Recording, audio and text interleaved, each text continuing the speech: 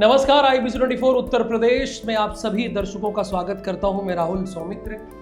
अच्छा, ये जो उपचुनाव होने वाला है 10 विधानसभा सीटों पर, वो ऐसी तैयारी सारे दल कर रहे हैं, ऐसा लग रहा है कि ये कोई आम चुनाव हो, यानी विधानसभा का चुनाव हो जैसे कि 2027 या 2022 में हुआ था। पूरी प्लानिंग ऐसे ही लग रही है। भारतीय जनता पार्टी ने इन 10 सीटों पर प्रभारी की नियुक्ति कर दी। उसके बाद कांग्रेस ने इन 10 सीटों पर प्रभारियों की नियुक्ति कर दी।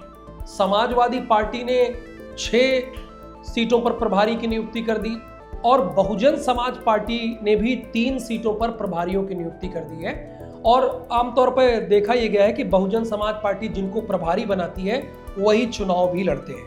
तो ये कह सकते हैं कि बसपा यानी बहुजन समाज पार्टी ने 3 सीटों पर कैंडिडेट का भी ऐलान कर दिया है। तो बारी बारी से हम अपने दर्शकों को हर सीट के बारे में विस्तार से बताएंगे, क्योंकि हर एक सीट बहुत इंपॉर्टेंट है।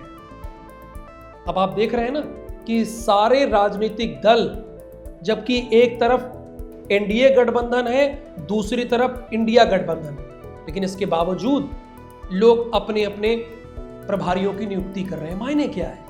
ये 2024 का जो 10 सीटों पर उपचुनाव है, क्या ये इतना इंपॉर्टेंट है? क्या इससे विधानसभा में किसी की स्थिति बदल सकती है? तो इसका जवाब नहीं है। ये आप भी जानते हैं, भारतीय जनता पार्टी के पास प्रचंड बहुमत है विधानसभा में, इससे कुछ नहीं होने वाला है। लेकिन एक परसेप्शन का माहौल बनता है।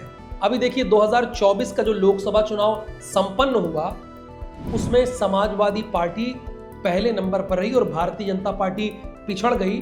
उसके महज 33 सांसद ही जीत सके इस चुनाव में। तो अब 2027 के पहले इससे बड़ा कोई उपचुनाव नहीं है। हालांकि नगरीय निकाय के चुनाव और पंचायत के चुनाव जरूर होंगे, लेकिन वो स्थानीय स्तर पर होते हैं, उससे प्रदेश का मूड पता नहीं चलता। ये एकदम क्लियर है। तो आज हम जिस सीट की बात करने जा रहे हैं वो फूलपुर सीट है। बड़ी ऐतिहासिक सीट है। ये पंडित जवाहरलाल नेहरू की कर्म भूमि भी है, जन्मभूमि के साथ कर्म भूमि भी है। पंडित जवाहरलाल नेहरू यहां पर चुनाव लड़े, लेकिन वो लोकसभा का चुनाव था। राम मनोहर लोहिया समाजवादी विचारधारा के ध्वजवाहक राम मनोहर लोहिया और समाजवादी पार्टी जिसे अपना आइडल मानती है, और वो सिर्फ एक दल के नहीं है, उनकी प्रासंगिकता सभी दलों में है। राम मनोहर लोहिया को सभी मानते हैं। राम मनोहर लोहिया यहां पर चुनाव अपना हार चुके हैं फूलपुर विधानसभा में। वो 1962 का साल था जब राम मनोहर लोहिया चुनाव अपना हारे थे। ये सीट इतनी इंपॉर्टेंट है और मायने रखती है। अच्छा, यहां पर केशव प्रसाद मौर्य भारतीय जनता पार्टी से प्रभारी बनाए गए, यानी उन्हें कहा गया है कि आपको यहां भारतीय जनता पार्टी को जिताने की जिम्मेदारी दी जा रही है। अब देख लेते हैं कि समाजवादी पार्टी ने किसको यहां पर यह जिम्मेदारी दी है। तो समाजवादी पार्टी ने यहां पर यह जिम्मेदारी इंद्रजीत सरोज को दी है। इंद्रजीत सरोज समाजवादी पार्टी के राष्ट्रीय महासचिव हैं। राष्ट्रीय महासचिव होने के साथ दलित बड़े नेताओं, यानी बड़े दलित नेताओं में इनकी गिनती होती है, खासकर उत्तर प्रदेश में। एक समय ये बसपा में भी रहे। अभी हाल ही में कौशाम्बी से इनके 25 वर्षीय सुपुत्र पुष्पेंद्र सरोज अपना चुनाव जीते हैं। यहां उन्हें प्रभारी बनाया है समाजवादी पार्टी ने, यानी भारतीय जनता पार्टी की तरफ से केशव प्रसाद मौर्य और समाजवादी पार्टी की तरफ से इंद्रजीत सरोज। अब देखिए, इंडिया का दूसरा घटक कौन है उत्तर प्रदेश में? कांग्रेस है। अब यहां से कांग्रेस ने जिम्मेदारी किसे दी है? यहां पर कांग्रेस ने जिम्मेदारी दी है उज्जवल रमण सिंह, जो कि रेवती रमण सिंह के पुत्र हैं। वो विधायक रहे हैं, मंत्री रहे हैं और वर्तमान में कांग्रेस की सीट से वो चुनाव जीते हैं। इलाहाबाद से वो चुनाव जीते हैं। तो उन्हें फूलपुर का प्रभारी बनाया गया है, यानी उज्जवल रमण सिंह को, जो कि अभी कांग्रेस के सांसद हैं। हालांकि वो कांग्रेस में नए नवेले हैं, इसके पहले वो समाजवादी पार्टी में थे, लेकिन ये सीट चूंकि इलाहाबाद की सीट जो कांग्रेस के खाते में गई, तो समाजवादी पार्टी से इस्तीफा देकर वो कांग्रेस ज्वाइन करते हैं और कांग्रेस से चुनाव लड़ते हैं। तो मामला फंस गया है यहाँ पर। केशव प्रसाद मौर्य के लिए केक वॉक नहीं, बहुत आसान जंग नहीं है कि वो चुनाव लड़ेंगे और आसानी से जीत जाएंगे। उनके लिए यहां मुश्किलें खड़ी हुई हैं। और फूलपुर लोकसभा में 2014 में केशव प्रसाद मौर्य सांसद जरूर हुए थे, लेकिन जब उसके बाद 2017 में चुनाव हुआ उत्तर प्रदेश में, तो केशव प्रसाद मौर्य ने यहां से इस्तीफा दे दिया था और वो उप मुख्यमंत्री बनाए गए थे। उस वक्त जब उपचुनाव हुआ तो केशव प्रसाद मौर्य अपना चुनाव हार गए। हालांकि वो लड़े नहीं, लेकिन वो उनकी सीट तो थी, उसको बचाने की जिम्मेदारी भी तो उनकी थी, वो हार गए थे। अभी उप मुख्यमंत्री हैं। यानी अखिलेश यादव ने और राहुल गांधी ने केशव प्रसाद मौर्य को उनके ही गृह जनपद, हालांकि वो कौशाम्बी के हैं लेकिन प्रयागराज में भी उनका निवास है, उनके गृह जनपद में उन्हें फंसा दिया है, चक्रव्यूह में फंसा दिया है। और ये चक्रव्यूह, जैसा कि मैं कह रहा हूं कि एक तरफा नहीं है, ये चक्रव्यूह चारों तरफ से केशव प्रसाद मौर्य को घेर रहा है। इंद्रजीत सरोज, बड़ा चेहरा, उज्जवल रमण सिंह, जिनकी अच्छी पकड़। अच्छा, फूलपुर में आप देखिए तो फूलपुर में प्रवीण पटेल इसके पहले लगातार 2 बार से विधायक रहे हैं, 2 बार से विधायक रहे हैं, लेकिन जब वो सांसदी का चुनाव लड़े तो उनके खिलाफ इतनी नाराजगी थी, आप इस बात से अंदाजा लगा सकते हैं कि वो अपनी ही विधानसभा चुनाव में हार गए। वो चुनाव फूलपुर से हार गए। चुनाव लोकसभा का था, लेकिन जाहिर सी बात है अगर विधानसभा की काउंट की जाए तो वो फूलपुर में हार चुके थे। अच्छा, अगर मोटा मोटा एक आंकड़ा आपके पास रखें पिछले 3 चुनावों का, क्योंकि पिछले 3 चुनाव को माना जाता है कि क्या स्थिति रही है, तो 2012 में यहाँ अगर फूलपुर की बात करें तो समाजवादी पार्टी यहाँ से चुनाव जीती थी। उसके बाद 2017 में प्रवीण पटेल चुनाव जीते थे, पहली बार कमल खिला था।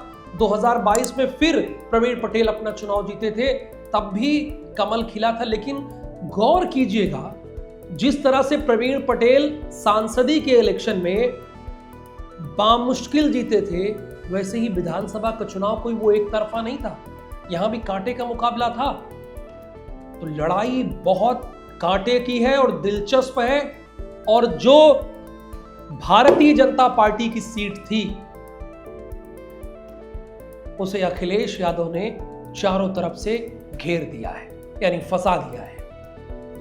अब यहां के जाति समीकरण पर एक नजर डाल लेते हैं कि यहां की जाति समीकरण क्या है। देखिए, अभी स्थिति बहुत कुछ बदली नहीं है, अभी किसी विकास के मुद्दों पर चुनाव नहीं हो रहा है। जो फूलपुर का चुनाव होगा, चूंकि ये प्रयागराज शहर से 30 किलोमीटर दूरी पर स्थित है, ये एक कस्बा है फूलपुर। यहां पर जातीय समीकरण बहुत असर करता है, बहुत ज्यादा। यहां पे जाति समीकरण का एक मतलब होता है। तो यहां पर मैं आपको बता दूं कि एससी यानी दलित वर्ग यहां पर 75,000 के ऊपर है, इनकी संख्या 75,000 के ऊपर है। यादवों की संख्या 70,000 के ऊपर है, और यादव समाजवादी पार्टी के इंटैक्ट वोटर कहे जाते हैं। आप देखिए कि इस लोकसभा चुनाव में भी यादव समाजवादी पार्टी से टस से मस नहीं हुआ, यानी दलित की संख्या जो है वो पहुंच जाती है 75 प्लस, यादवों की संख्या 70,000 प्लस। पटेल, प्रवीण पटेल जिस समुदाय से है, कुर्मी, यहां पर उनकी संख्या 60,000 है, यानी बहुत बड़ी संख्या है। मुस्लिम, अभी लोकसभा चुनाव में देखा गया कि मुस्लिम जो है उन्होंने एकजुटता दिखाई और समाजवादी पार्टी को वोट किया, तो मुस्लिमों की संख्या भी यहां पर बड़ी ठीक ठाक है और 50,000 प्लस है मुस्लिम के वोटर। और इसके साथ अगर ब्राह्मण को देखें तो ब्राह्मण का यानी ब्राह्मण का यहां पर अच्छा खासा दखल है, 45,000 के आसपास ब्राह्मण है। ये है जातीय समीकरण, और फूलपुर का चुनाव जातीय समीकरण पर ही होगा, इसको आप मान लीजिए। अगर बहुत हालात नहीं बदले, तो समाजवादी पार्टी ने केशव प्रसाद मौर्य और भारतीय जनता पार्टी को चारों तरफ से घेर लिया है। अच्छा, यहां पर मायावती ने एक बड़ी चाल चल दी है। मायावती ने यहां से शिवबरन पासी को अपना प्रभारी बनाया है। और आप बहुजन समाज पार्टी की कार्यशैली देखें, कार्यप्रणाली देखें, तो बहुजन समाज पार्टी जिसे प्रभारी बनाती है उसे बाद में कैंडिडेट अनाउंस कर देती है। तो उन्होंने शिवबरन पासी को चुनावी मैदान में उतारकर एक कदम आगे तो रख ही दिया है। और अब सवाल है कि केशव प्रसाद मौर्य, जो 10 विधानसभा की सीटें हैं, उनमें से केशव प्रसाद मौर्य को जो 2 सीटें मिली है वो भारतीय जनता पार्टी की ही सीट है। एक मझवा, वो निषाद पार्टी के पास है, यानी एनडीए के सहयोगी दल के पास है। दूसरी जो केशव प्रसाद मौर्य जिसके प्रभारी हैं, फूलपुर, ये भी भारतीय जनता पार्टी के पास है। तो लड़ाई उतनी आसान केशव प्रसाद मौर्य के लिए है नहीं, यहां पे उनके लिए मुश्किल है केशव प्रसाद मौर्य के लिए। और ये तो वो धरती है, जैसा कि मैंने बताया, जहां पर समाजवादी चिंतक विचारक राम मनोहर लोहिया भी अपना चुनाव हार जाते हैं। ये तो वो धरती है जो पंडित जवाहरलाल नेहरू की कर्मस्थली है। तो क्या वाकई फूलपुर का चुनाव दिलचस्प हो गया है? क्या यहां पर मामला फंस गया है भारतीय जनता पार्टी और समाजवादी पार्टी के बीच में? क्या केशव प्रसाद मौर्य, चूंकि उनकी अखिलेश यादव से जिस तरह की अदावत है, आप चाहे विधानसभा में देखिए या बाहर देखिए, केशव प्रसाद मौर्य के टारगेट होते हैं अखिलेश यादव और अखिलेश यादव के टारगेट होते हैं केशव प्रसाद मौर्य। जब वो टारगेट करते हैं तो इन्हें ही स्टूल मंत्री कहा। कैसे जब इन्होंने केशव प्रसाद मौर्य ने विधानसभा में इस बात का जिक्र किया कि क्या सैफई से पैसे लाते हैं, उसका जवाब भी कैसे दिया था ये आपने देखा होगा। तो प्रतिष्ठा दांव पे लगी है केशव प्रसाद मौर्य की, चूंकि वो अपना चुनाव कौशाम्बी का हार गए थे। विधानसभा का कौशाम्बी विधानसभा अपना गृह जनपद का चुनाव हार गए। उसके बाद भी उन्हें उप मुख्यमंत्री बनाया गया, क्योंकि भारतीय जनता पार्टी में पिछड़े वर्ग के वो बड़े चेहरे हैं। अब उन्हें ये बड़ी जिम्मेदारी दी गई है। अगर ये अपना चुनाव जीतते हैं तो इनका राजनीतिक भविष्य टॉप पर होगा। अगर ये अपना चुनाव यहां से हारते हैं तो इनका राजनीतिक करियर डामाडोल हो जाएगा, क्योंकि सबसे सेफ सीट केशव प्रसाद मौर्य को ही मिली है, जहां पर भारतीय जनता पार्टी या उनके सहयोगी दल 2022 में विधायक जीते थे। तो IBC 24 का ये वीडियो आपको कैसा लगा, हमें कमेंट कीजिए, हमें बताइए, अपनी राय रखिए। और फूलपुर में कौन जीत रहा है और कौन किसका समीकरण बिगाड़ रहा है? क्या मायावती समीकरण बिगाड़ रही हैं या वो फ्रंट फुट पर यहां पर बैटिंग करेंगे? चूंकि उनके ऊपर भी एक टैग लग गया है भारतीय जनता पार्टी की बी टीम का। सवाल ये भी है। तो जुड़िए हमारे साथ और अब से आपको सभी 10 विधानसभा सीट की पूरी जानकारी IBC 24 उत्तर प्रदेश पर मिलेगी। बहुत धन्यवाद ये वीडियो देखने के लिए। नमस्कार।